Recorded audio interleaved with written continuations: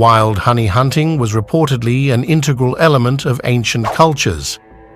Researchers even speculate that the activity of foraging for honey in the wild has been practiced since 13,000 BCE.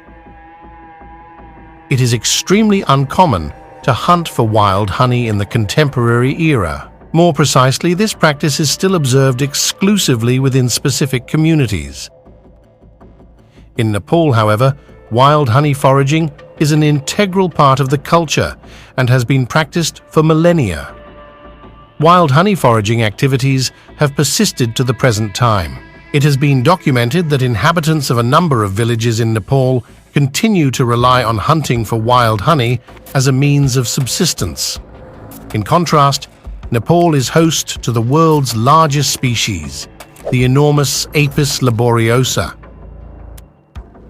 The practice of gathering untamed honey has been passed down through generations for some Nepalese, and it represents one of the country's natural treasures. As a result, every resident of the village will contribute to the collection of this honey. Apis laboriosa is among the most prevalent bee species in Nepal. Honey foraging, an activity exclusive to rural Nepal, is also extremely hazardous. The beehive is accessible only to the hunters via precarious ladders and ravines. Without resolute determination, it is highly unlikely that you will succeed in ingesting the honey. One of the hunters remarked, "There is undoubtedly a sense of apprehension when descending a cliff, but that is precisely when that feeling vanishes upon approaching the beehive." As they dangle near a beehive on the edge of a cliff, these honey hunters commence the operation by brandishing conventional implements that emanate smoke. The smoke will assist honey seekers in deceiving the bees into abandoning their nests. Prayers and offerings of rice, fruit, and blossoms will precede the harvest ritual, which will conclude with the igniting of fire at the cliff's base in an effort to oust the bees from their nests. A honey hunter will then use a rope ladder to descend from the precipice.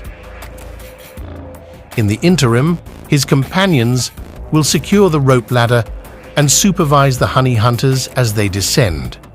Without a firm determination, it is unattainable to consume the honey, because descending the cliff undoubtedly induces a sense of apprehension. However, the moment you approach a beehive, any apprehension will spontaneously vanish.